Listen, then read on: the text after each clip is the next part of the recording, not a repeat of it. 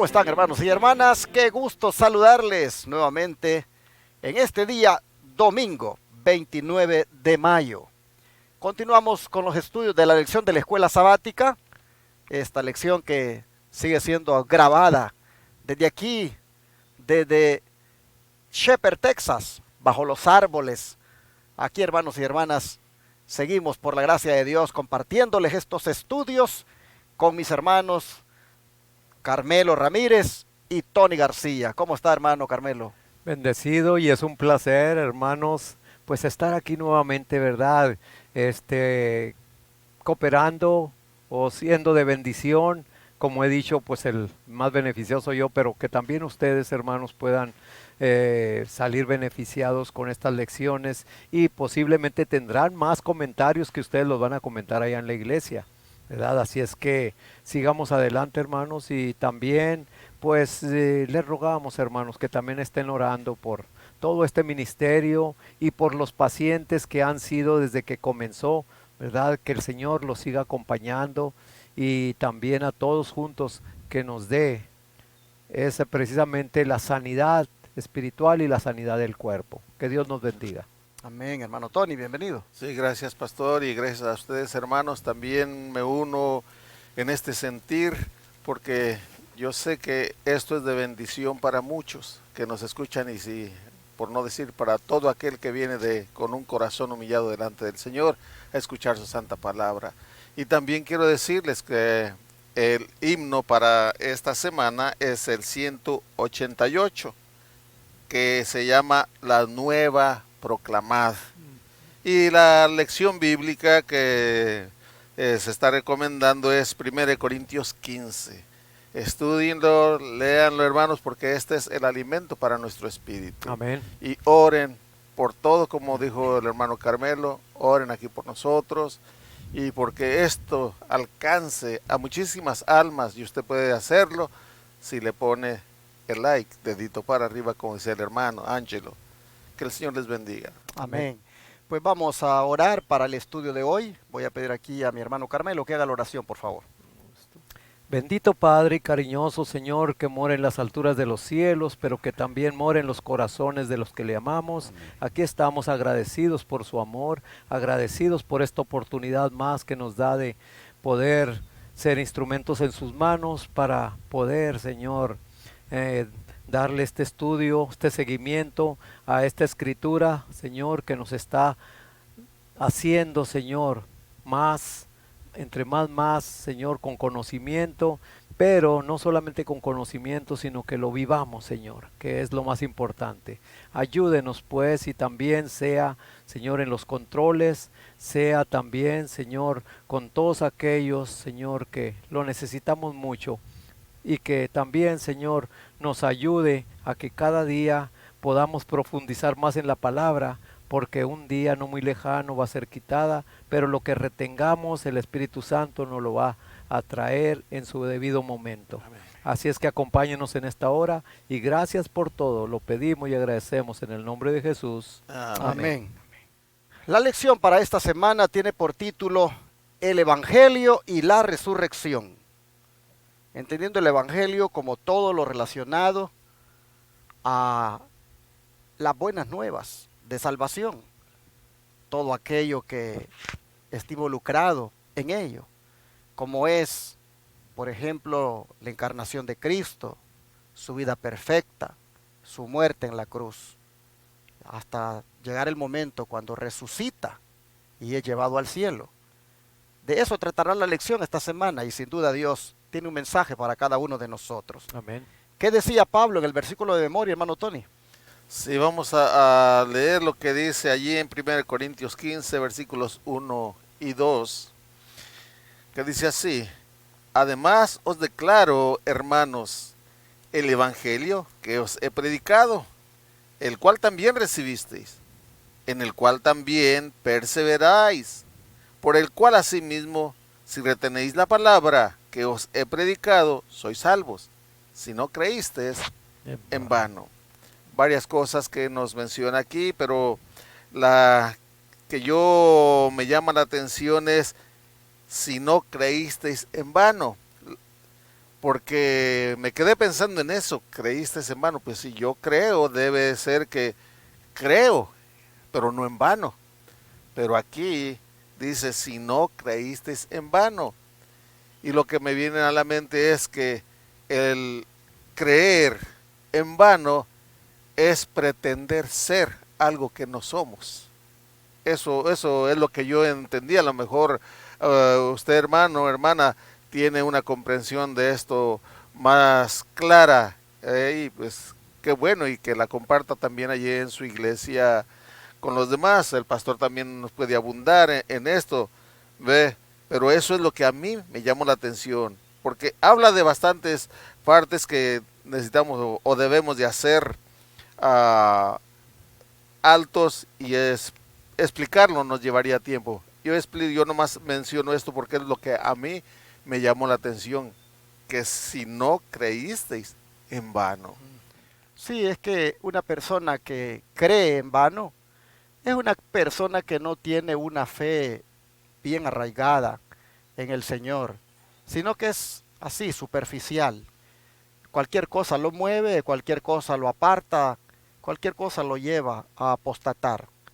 Esas personas están creyendo así, en la vanidad, en algo liviano, no en algo estable, en algo firme. Entonces Pablo sabe de que hay creyentes de esa naturaleza y por eso dice, todos los que han recibido el Evangelio, todos los que perseveran en el Evangelio, todos los que retienen la palabra que se les ha sido predicada, esos son salvos si no creen en vano. O sea, en otras palabras, la salvación está condicionada a no tener una fe superficial, sino una fe firme, Amén. una fe bien arraigada en el Señor. Si con la fe bien arraigada en el Señor tenemos lo demás, es decir, el Evangelio, perseveramos en él y retenemos la palabra, entonces dice Pablo, la salvación está asegurada. Pero Pastor, sí, quería interrumpir, me vino algo, me aclaró usted algo que de eso, y me vino a mí lo que más me vino ahorita, que me llamó la atención, es el creer en vano. Si no creíste en vano, es que antes yo veía a mi madre con mucha fe, que ella creía en un Cristo que se podía colgar, un Cristo que se podía tener allí en la pared, y a ese Cristo pedirle aquella imagen. Me vino a la mente que eso es creer en vano. exacto. ¿eh? Bueno, ese era mi comentario, Sí. que se me vino. Bueno, pero está hablando de el Evangelio. Pablo dice, hermanos, dice el Evangelio que les he predicado. Y según la cita del don profético que sigue, hermano Carmelo, ¿qué cosa era ese Evangelio? Bueno, aquí lo tenemos en Exacto. Manuscritos Liberados, tomo 21, página 37, dice, colgado en la cruz, Cristo era el Evangelio. Ahora tenemos un mensaje. He aquí el Cordero de Dios que quita el pecado del mundo. ¿No mantendrán los miembros de nuestra iglesia sus ojos fijos en un Salvador crucificado y resucitado, en quien se centran sus esperanzas de vida eterna? Este es nuestro argumento, nuestra doctrina, nuestra amonestación a los impenitentes, nuestro estímulo para los afligidos, la esperanza para todo creyente. Aquí, hermanos, fíjense lo que dice Lolo al principio, colgado en la cruz, Cristo era el Evangelio. ¿Por qué? Porque se estaba cumpliendo toda la profecía de lo que iba a pasar. Y desde que vino, desde que los ángeles dieron las buenas nuevas del nacimiento de Cristo, ¿verdad? Eso es el Evangelio que en un principio empezó. Pero vemos aquí que ya también, colgado en la cruz, también Cristo sigue siendo el Evangelio. Y pues más adelante vamos a ver que resucitado también. Pero fíjense nomás como se estaba mencionando, ¿verdad? Cuando uno acepta el Evangelio, tiene uno que entender bien, claramente, ¿verdad? Lo que es el Evangelio cuando lo vamos a aceptar. Ese hay que vivirlo, no hay que aprenderlo, no hay que tenerlo en teoría nomás, hay que vivir el Evangelio, porque Cristo era el Evangelio, viviente. Ahora Pablo, fíjense nomás con las palabras tan fuertes que dice en Romanos 1:16, porque no me avergüenzo del Evangelio, porque es poder de Dios para salvación a todo aquel que cree. Así es que, hermanos, como se estaba diciendo, ¿verdad? El creer implica mucho para que el Evangelio pueda tener poder en tu vida y en mi vida. Así es que el Señor nos bendiga. Amén. Pero la revelación de ese evangelio nos llegó de una manera tan evidente a través de la encarnación de nuestro Señor Jesucristo. Esa encarnación vino para hacer que el evangelio fuera efectivo en las vidas de todos aquellos que lo aceptaran. Como dieron los ángeles, hermano Tony, el mensaje sobre el nacimiento de Cristo y qué les había ordenado Dios. Si vamos a verlo en Lucas capítulo 2, versículos 10 y 11. Lucas 2, versículos 10 y 11, primeramente dice así. Pero el ángel les dijo, no temáis, porque he aquí, os doy nuevas de gran gozo que será para todo el pueblo. Que os ha nacido hoy en la ciudad de David un Salvador, que es Cristo el Señor. Amén. Esto os servirá de señal. Hallaréis al niño envuelto en pañales, acostado en un pesebre. Es la primera lectura. Y luego voy a leer de una vez la de Hebreos, capítulo 1, del 6. Bueno, quiero mencionar esto. Que aquí nos menciona, la pregunta dice, ¿cómo dieron los ángeles el mensaje sobre el nacimiento de Cristo? Los ángeles, la lectura nos menciona que prepararon a unos pastorcillos que eran los que estaban preparados, los líderes, los dirigentes del pueblo de Israel, que eran los indicados para dar estas buenas nuevas, recibirlas y darlas. No estaban preparados, ni siquiera se preocupaban, y el ángel tuvo que ir con unos pastorcitos, que ellos sí estaban meditando en ello, y tuvieron ese privilegio, y los ángeles los prepararon y les dijeron cómo lo iban a hallar, en un pesebre y envuelto en pañales. Así lo hallaron y así se les dijo. Ahora vamos a Hebreos 1, del 6 al 8. Vamos al libro de Hebreos 1, del 6 al 8, y dice así. Y otra vez, cuando introduce al primogénito en el mundo, dice, adórenle todos los ángeles de Dios. Ciertamente de los ángeles dice, el que hace a sus ángeles espíritus y a sus ministros llamas de fuego. Mas del Hijo dice, tu trono, oh Dios, por el siglo del siglo. Ya aquí se está anunciando del nacimiento de Cristo y se le está llamando Dios, como aquí lo dice, tu trono, oh Dios.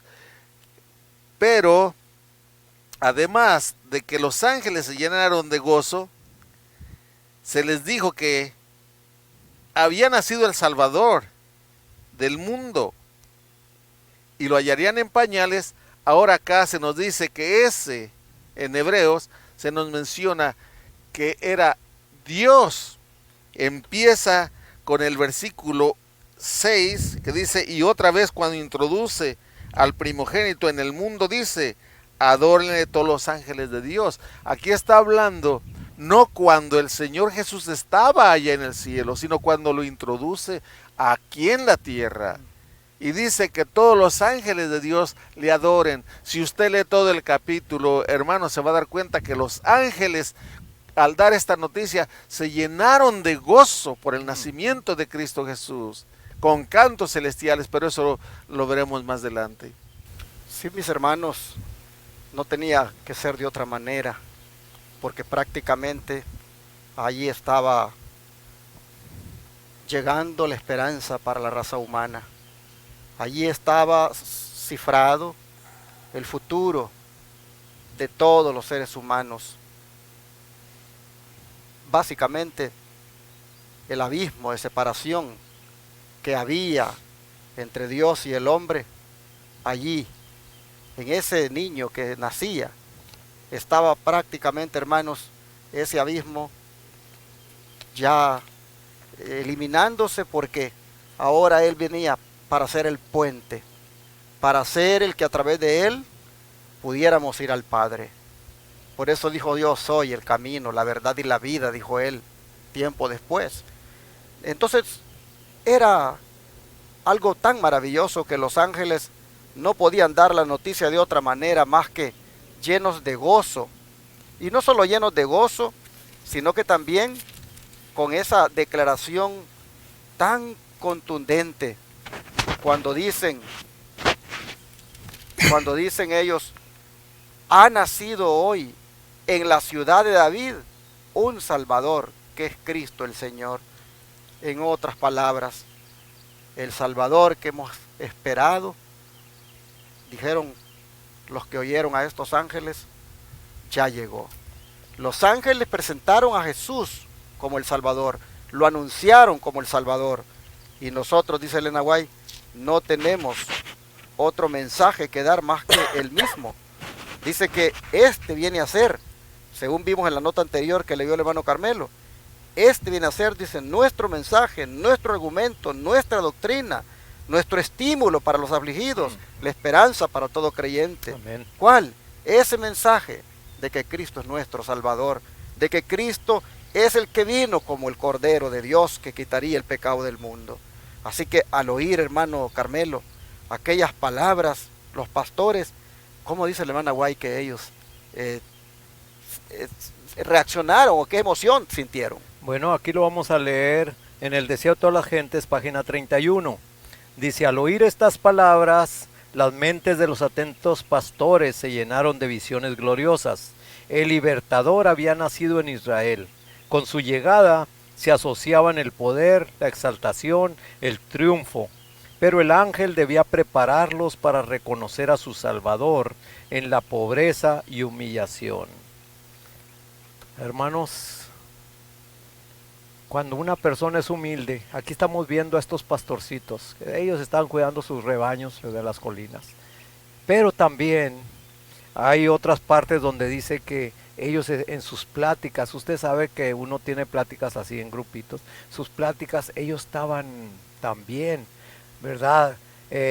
Hablando acerca de ese libertador, de ese Mesías que estaba por aparecer. Y Dios ve el corazón de cada uno de nosotros, hermanos.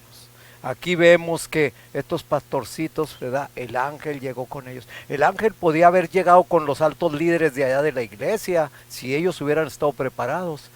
Pero desgraciadamente lo mismo que pasó allá está pasando hoy en día. La venida de ese Mesías, la venida de nuestro Salvador Jesús, también está a las puertas. Y si nosotros somos humildes, si nosotros permitimos que el Espíritu Santo nos prepare para esa venida, pues seremos, ¿verdad? Unos de los tantos a los que el Señor viene a recoger, hermanos. Así es que estos pastorcitos, fíjense que no dudaron cuando fueron siguiendo la estrella a donde la estrella se detuvo. Ahora, como le digo, estos pastorcitos hubieran dicho, no, como que nos equivocamos de lugar. A lo mejor porque toda la gente de aquel entonces creía que ese Mesías iba a venir como un personaje grande y sobre todas las cosas, pues de que descendiera, de que viniera de uno de los grandes líderes, ¿verdad? Y con mucho conocimiento. Pero pues ellos no estaban preparados. Así es que aquí estamos viendo, y como dice aquí, dice: con su llegada se asociaban el poder, la exaltación y el triunfo. Así es que, hermanos, pues el ángel, fíjense lo que dice, los llegó a preparar para que reconocieran a su Salvador en la pobreza y humillación. Porque precisamente donde vino a nacer nuestro Salvador, en la pobreza y en la humillación, porque tanta gente dice, pues ¿cómo puede ser este libertador? Mira dónde vino a nacer. Entonces, hermanos, tengamos mucho cuidado, tengamos mucho cuidado de ser llevados por la corriente. Pero si somos llevados por el Espíritu Santo, Él nos va a llevar. Y ahí, hermano, fíjese que lo que leyó, a mí me llamó la atención, que dice que los ángeles tuvieron que prepararlos, porque con la venida de Cristo Jesús esperaban que llegara la excelencia, el poder, la liberación. Esa era la esperanza. Pero los ángeles le tuvieron que decir, no hay nada de eso. Está en un pesebre, humildemente en pañalitos. Así es. Pero, ¿cómo fue profetizado ese nacimiento de Cristo antes, hermano Carmelo? Bueno, vamos a verlo en Isaías 7:14, que es lo que nos dice. Isaías 7:14. Dice de esta manera: por tanto, el Señor mismo os dará señal. La Virgen concebirá y dará a luz un hijo, y le pondrá por nombre Emmanuel. Y ahora vamos a confirmarlo con Mateo 1, 22 y 23, que qué quiere decir Emmanuel. Vámonos a Mateo. Mateo, ¿qué dijimos? 1, 22 y 23. Dice de esta manera: una virgen concebirá y dará a luz un hijo, y le pondrás por nombre Emmanuel, que significa Dios con nosotros. Hermanos, no hay ni vuelta de hoja. El Dios encarnado para venir a estar con nosotros. Aquí, ¿verdad? Pues Isaías ya lo había profetizado, ¿cuántos? ¿500 años antes, pastor? ¿O 700? Por ahí anda, ¿verdad? Pero bueno, muchos años había sido ya profetizado esta señal. Así es que, hermanos, pues aquí yo estoy aprendiendo mucho. O sea que no había ignorancia acerca del nacimiento, ya que estaba escrito, y los encargados de eso deberían de ser los que estaban al tanto de esto, pero sin embargo no lo estaban. Y los que no estaban preparados para ello, ahora sí que literalmente, no tenían el cargo, o sea, el liderazgo, pero sí en su corazón estaban preparados, que eran los pastorcitos.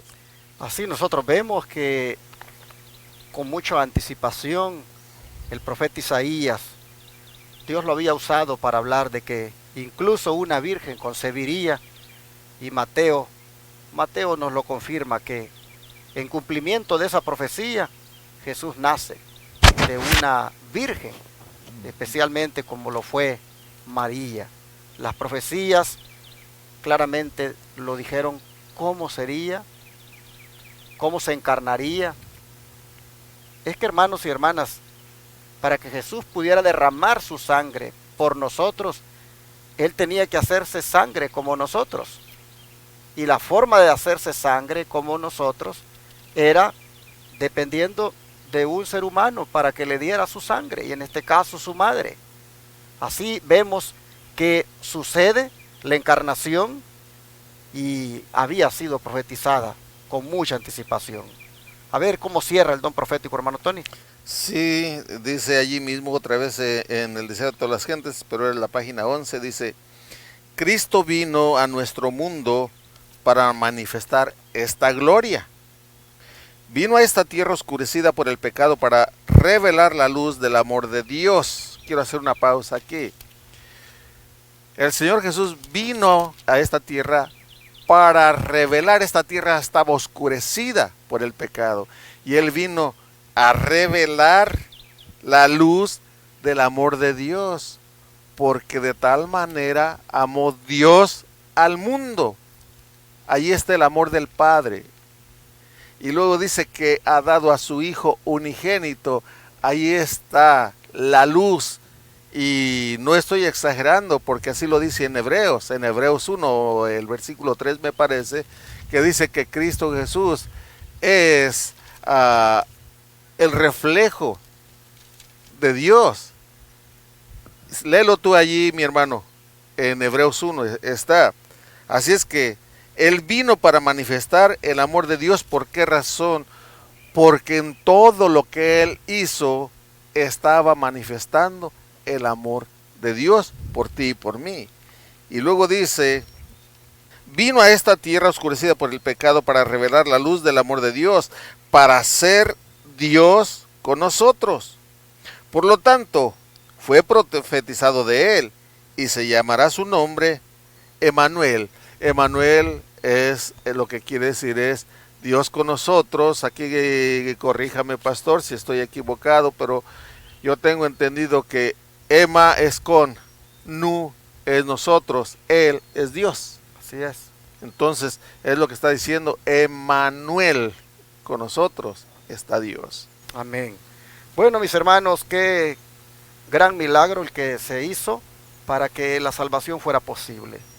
Que Dios mismo se encarnara, que Dios mismo se hiciera humano, que Dios mismo tomara de la sangre de una virgen para tener en todo su cuerpo y poder así derramar para toda la raza humana.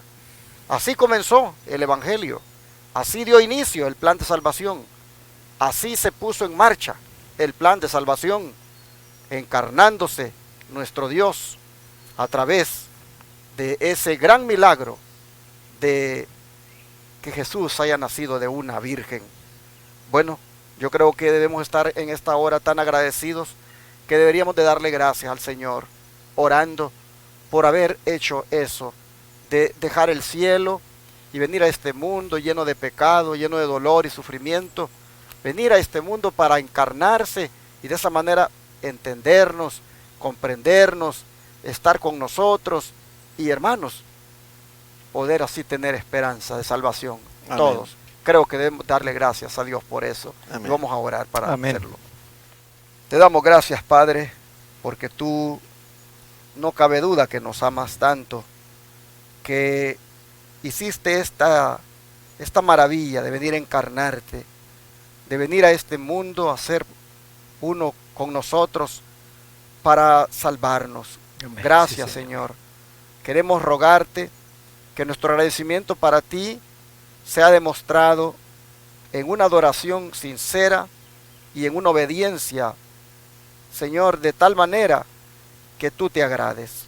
En tus manos de amor nos ponemos y te agradecemos por ser nuestro Salvador. Te agradecemos, Señor, por ser nuestro libertador. Te agradecemos por ser las buenas nuevas que llegaron al mundo y que nos alcanzaron a nosotros. Gracias. Gracias, Padre. Te rogamos que te amemos siempre y nunca, Señor, te dejemos, Amén. sino que nos mantengamos siempre tomados de tu mano, sabiendo que solo en ti está nuestra esperanza. Sí, Te gracias. lo rogamos en el nombre de Jesús. Amén. Amén. Señor.